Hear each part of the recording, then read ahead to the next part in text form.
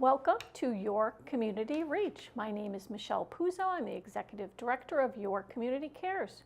We are a nonprofit in Connecticut that helps to support older adults and people with disabilities across the state of Connecticut in their homes and in the community.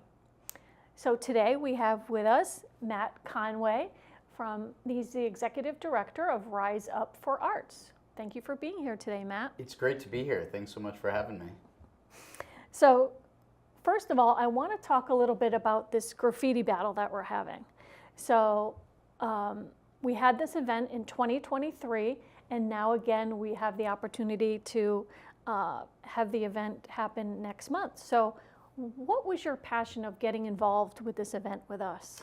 Yeah, so a couple different things really inspire me about Your Community Cares, and one is the accessibility, inclusivity of your mission. And, we believe and we create public art that is community inclusive and publicly accessible to all. Yes. And so I think the way we both approach our organizations and the mission for why we do what we do, there was a natural synergy, for us to come together when you're trying to do a fundraiser with 20 plus artists, graffiti artists that, we're working with across the state. And, we always like to use art for a mission, social change, bring awareness. And so it's just a perfect match and fit to able to bring more awareness and bring more funding to accessibility initiatives that you're working on. Yeah, we're hoping that many of you that might be watching will join us at Urban Lodge Brewing on May 17th from 1 to 4 o'clock. We will have 20 artists outside. Like Matt talked about, some will be painting, some will be spraying. The theme for this year's event is Canvas of Courage, a graffiti battle for all abilities. So we want to highlight that there can be mental health challenges, physical challenges. We want to make sure that exactly what Matt just spoke to, the idea of inclusiveness and accessibility for all. And so that's where we're excited to see what artists create with this theme, and we're hopeful that you're able to join us. And this is a great opportunity to highlight all the arts and culture that is happening here in Manchester and across the state, because we have artists coming from many towns, even some from New York and All Massachusetts. So we're so excited. But now let's take a step back and talk about Rise Up for Arts. What is your organization all about, and how did you get it started? Yeah, so Rise Up was founded in 2012 as a youth development and mentoring program. So before we even started picking up paintbrushes, we were working with a group of youth from the north end of Hartford and their families. And big part of our program was community service. So while we connected the youth with job, career, and education opportunities, we also were out in the community with them almost every weekend doing different initiatives that they led. So we would always, start the week, all right, guys, what do we want to do this weekend for the community? And it'd be a dialogue for what they wanted to do. And in 2015, one of the projects that they wanted to do was a mural in the city of Hartford on a wall that it was always tagged up, which, no disrespect to the graffiti taggers out there. But these are kids from the community that wanted to just see something different for their community. And so at that time, there wasn't an organization like Rise Up exists now to help facilitate these types of mural projects. So working with the youth in the program, I went to the company I worked at full-time at that time and asked them if they would sponsor it. And so they said yes, and agreed to pay the artists and help buy the materials for the project. Then I walked into the building. It was a Goodyear on Market Street in downtown Hartford, and you could see it from 91, so super visible. And I walked in and said, hey, I run this program Rise Up. We work with kids. They want to do a mural on the back of your building. And they said, sure, as long as we don't have to pay for it. And I'm like, nope, got that covered. And the office building that I worked in was right next to the skate park and legal graffiti park in Hartford. And so I connected with artists there. I said, hey, working with a group of kids, they want to do this mural. And the local artists got really excited. And so it was a collaboration of 5 artists, the kids in our program, Goodyear, CareCentrix paying for it. And so we did the mural. And it was the first kind of new mural, especially large scale, that Hartford had in a while. And so a lot of other nonprofits started reaching out to us and being like, hey, how'd you do that mural? We'd love to do a mural. And I just say we were at the right place at the right time with the right expertise to be able to help facilitate, these public art projects across the state now. And, with that humble beginning of kids raising their hands saying we want to do murals, we've now helped create over 300 murals across the state from Stamford all the way up to Putnam. And have even done murals as far out as Florida, Philadelphia, and Vermont. So wow, that's amazing. It's really been a big driving factor in our growth. It's allowed me to leave my full-time job and do this now full-time. And now we're working with over 1,000 kids a year through our in-school and after-school program all across the state. So how would a school get involved if they were interested? What would that look like? Yeah, it's just a matter of going to our website. We have a work with us form on there. So any teacher, any school, after school youth service organization can jump right on there, fill out the form, and someone on our team will follow up very quickly and set up a call to put together a customized program for their school or community. So does that mean one of the artists actually goes out to facilitate that program, or is it you going out? It's a whole team that goes out. So we have different types of programs we offer. Some are like 1-day workshops. Others are full 12-week, 15-week, semester-long programs. And it's a mix of leadership, art, culture, and creating a project for their school. So whether it's a mural or a group of kids in Manchester created Trashketball. So to solve a litter problem, we fabricated a basketball hoop on top of a trash can. And the kids called it Trashketball. And they presented it to the mayor of the town and the Department of Family and Leisure Services. And the town now wants to roll it out to basketball courts across the city at parks to help reduce littering. Because the thought is, if you finish up a basketball game, you're going to want to throw your water bottle in that instead of just leaving it on the ground. And so those are the types of projects that we really empower the students to come up with. And we're just there as kind of the adults to teach them the way, get out of their way, and just make sure that they can execute their ideas. Now, how about artists, if they wanted to get involved with you? So we have a form on our website as well called the Art Club. So filling out that form is the first way to kind of get into our newsletters. And so when we have different call to artists or different teaching opportunities, we go to that list and blast it out. So for the graffiti battle, any artist that filled out that form on our website, got the notice to be involved in this graffiti battle. And awesome. Once you start, doing one thing with us, volunteering here and there, just being involved and being present with us is just a great way to start getting some of those larger paid opportunities as well. I think we forgot to mention, what is your website name? Yes, theriseupgroup.org is the website for all art-related stuff that we're doing. I know, we're probably going to talk about it a little bit later, but, we've grown to some other divisions and work as well outside of the art. Now let's circle back to the theme of the graffiti battle. Yeah. And was there anything in your life related to disability that has made you even more interested in our mission? That was actually part two. I think I started with part one with the connection to the mission, and part two was, my personal connection. My stepdaughter had severe disabilities, was in a wheelchair, since she was 8 years old till she passed away at 20.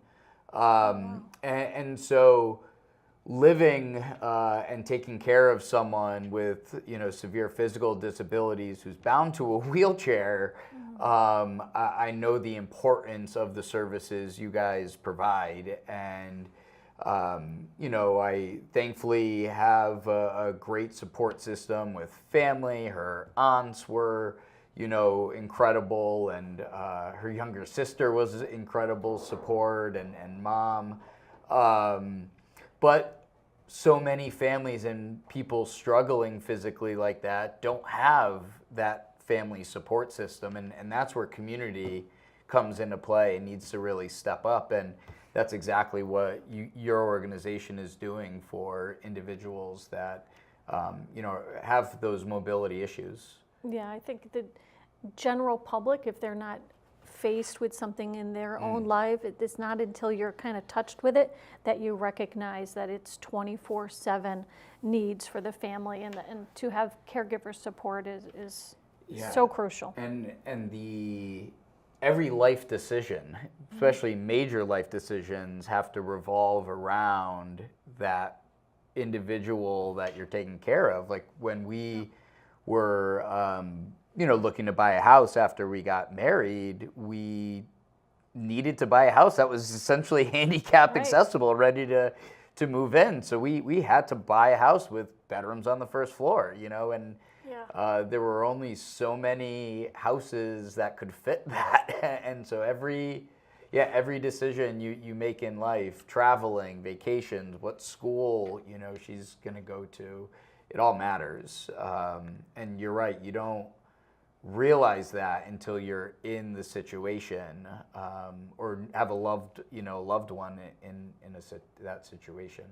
Yeah, so we are always trying to promote to towns to be able to think about how to make their buildings more accessible, their events more accessible. We are starting to create some workshops around accessibility, so we know that that is crucial for anybody that has either a walker, a wheelchair, a cane, anything that makes it harder to enter an event or a building. So I hear what you're saying, and I think what you're doing with Rise Up for Arts is such a positive impact in the community. I think I drive around Manchester and I see so many murals that are from Stumpy's to Purnell Place. I mean, I'm sure you can name many of the murals that are here in Manchester. I can't think of all of them, but let's talk about a few things that are right here in Manchester. Absolutely. So our first really entry into Manchester and creating public art here was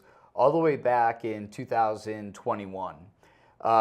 We wanted to do a mural to honor Martin Luther King for Martin Luther King Day back in January 2021.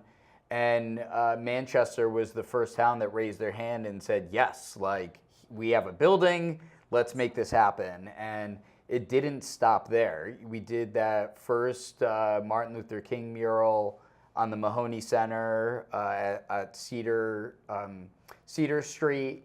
And then the town said, hey, can we do the whole side of the building? And so what started off as honoring Martin Luther King turned into honoring Harriet Tubman, Dr. Diane Claire Kearney from Manchester, and John Lewis, and really quadrupled the size of that initial mural.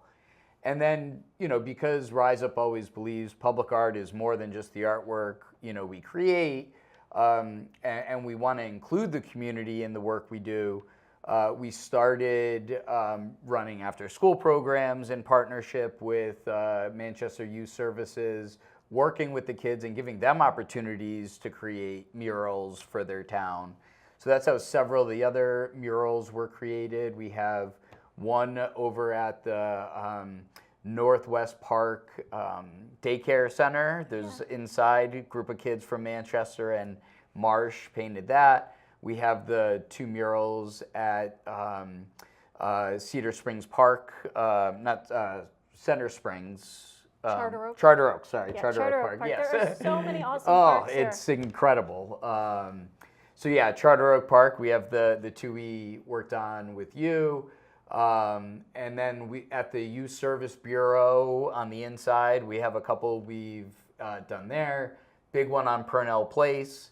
And then all throughout downtown Manchester during the summertime, restaurants get blockades, so they have outdoor seating. And all those Jersey barriers through downtown Manchester, we also help to facilitate and paint to bring some life to downtown. And then we also run a event series every 3rd Thursday starting in June on Purnell Place. And it's really just an opportunity to bring community together through arts, vendors, culture, live music, free event, free art activities, and just a good time to hang out on Purnell Place and outside of Urban Lodge and enjoy a summer afternoon. Maybe with some good cold drinks, That's some it. food, and I think there's always some music, Yes, right? always live music. Yeah, got a great lineup. family activity. That's it. Yep. So these are all amazing things, and we know that the town of Manchester is so focused on arts and culture, especially with their new designation. Yeah. What have been some challenges, though? I mean, we talk about all the good stuff, but we know that running a business, and it's a nonprofit organization, but it comes with probably some challenges, right? I mean, funding, as you can probably imagine, is always the biggest thing. What a lot of people don't, see is the months and months or sometimes years of work that go on in the background to make these murals happen.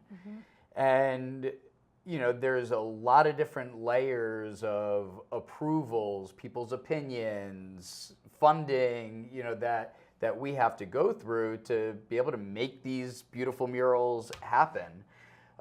So some murals, there's political pushback, community pushback, or I'll say some ignorance around what public art can bring to a community. There's the funding aspect, obviously. And, where we're getting to now is where to put them, because we've started putting so many murals up. It's, all right, do we have many walls left to keep this going? And obviously some towns and communities have, more buildings to paint murals on. And we're coming up with some different solutions and also getting into different types of public artwork, not just murals. So installations, the Able table, which is the accessible picnic table. That's also a piece of public art. So yeah, we take every challenge head on. It's just part of running a business, running a nonprofit, and making change in a community is not easy. And I don't think, our team would be doing what we're doing if it was easy. Well, that's true. Yeah. So if a business was interested in becoming a sponsor, or if there was a grant opportunity, how would they reach you? Yeah, I would say for those types of requests, reach right out to me, Matt.Conway at theriseupgroup.org. You can also reach out to grants@theriseupgroup.org to go to some of our broader fundraising team. A lot of sponsorship opportunities for individual mural project, after school programs, and also our event series across the state. So definitely please come out and support your business and organization. Will get a lot of great recognition. Yeah, and a tax write-off. Tax right? write-off is always a good thing, yeah. And working with some of these artists, I mean, you've worked with some big names like Corey Payne. Yeah. I mean, he is, like you said, you're going from different states now. You guys are being requested, right? That's one of the coolest, I think, things about what we've helped to create here in Connecticut is those opportunities for artists. Like Corey was one of those artists that painted that first mural back in 2015, and both of us were in our early mid-20s, like just starting out. And so it's been really cool to see these artists that were with us from the beginning, like their careers grow and flourish as, Rise Up continues to grow. And so, yes, Corey works, with us on a couple of projects, but his name is so big now that he gets called all over the country to go do murals, which is really cool. And it having artists like that are doing this work, and we have several outside of Connecticut, it just helps the entire state and all the artists here have just a strong reputation of like, we mean business when, we're talking about art here in Connecticut, and we have some of the best artists in the country. Let's talk about the big artwork that you see in the middle of Hartford when you're driving through, right? That was one of your artists? Yeah, so that was a mural called Reawaken Wonder. It's the tallest mural in New England. It's painted by Michael Rice and with the help of Michaela Levesque and Chris Gann. So it's a little over 10,000 square foot mural, 17 stories tall, and they were propelled down the side of a building in direct sunlight for about 6 weeks straight, painting that. And the cool thing is the mural is representative of a boy with autism in East Hartford. So it was a local student that posed for the picture and is involved, and his mom and him are just very proud to see him on such a large scale now every day. And how did something like that come about? Yeah. Through funding? Yeah, so we had worked, the company that owns that building, they own a lot of buildings in downtown Hartford, so we did a small project for them in 2020. And as I've always had my eye on that building because it's two just perfect walls. And so as soon as Shelbourne purchased that building, I think within a week I reached out to them and I'm like, hey, saw you guys just got this building, perfect spot for a mural, but this is how much it's going to cost. And and it costs over $100,000 to do something like that. So let's tell the audience where it is exactly. So it's on 50 Morgan Street in downtown Hartford. You can see it as you're coming through I-84 right through downtown Hartford before the tunnel or after the tunnel. And a lot of visible spots you can see it from downtown Hartford. It's on our map as well on our website. So we have a map of all the public art across the state you can check out. And so right in downtown. And the building owners helped to put up 50% of the funding, and then we had to go out and get grants for the rest. Oh, okay. Yeah. Oh, that was a good way to do it. So let's talk, we talked about like your nonprofit in a few different divisions. So let's just quickly go over you as a businessman. It sounds like you're really expanding your businesses. Mm-hmm. So what else other than the public murals can people get involved with? Yeah, so another big initiative we have is Rise Up Home and Commercial Services, which is a fully licensed and insured general contracting company, but the whole purpose behind it is workforce development. So we work with, young adults that aren't college path ready. We work with individuals facing job and homing insecurities. And then we also work with second chance individuals that have come out of prison. And the unique thing about our approach is it's on the job real work. So it's not signing up for a 6-week program.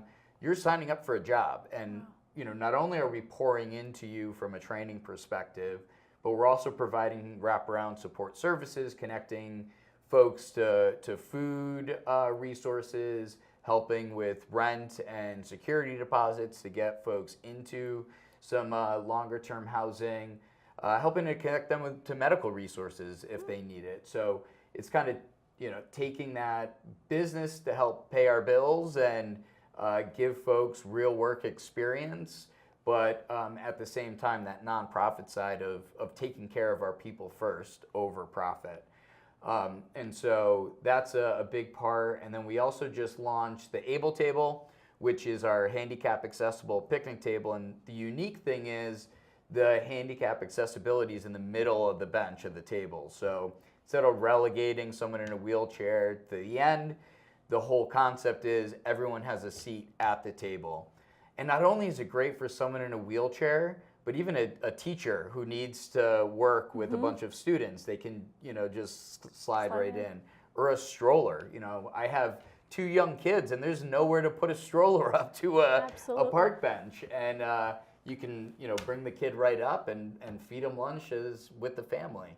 And not only is it accessible, but like we mentioned, it's a piece of public art. So every Able Table, we work with that partner organization to come up with a design concept, and one of our professional artists create a one-of-a-kind Able Table for the organization. And we got one coming up in Manchester soon. Yes, we got the first. Your Community Cares was able to receive a grant to be able to bring the Able Table to Manchester. So it will be outside of our Cycling Without Age office in Charter Oak Park. So we're so excited to work with you and Joey Batts, who's going to be our muralist, who's going to have community input. Next week, we're going to talk with Joey and the community about how we can best highlight everything that's going on in the town. So we're really excited for that, and we're excited for all of your growth. So you are doing wonderful things in the community, and we're so happy you were able to join us today. And is there anything else that you wanted to share? Any final thoughts? I, really encourage folks to go out and enjoy this public art. It's everywhere. We have public art tours as well. Actually, we have our first one of the season tomorrow in Hartford.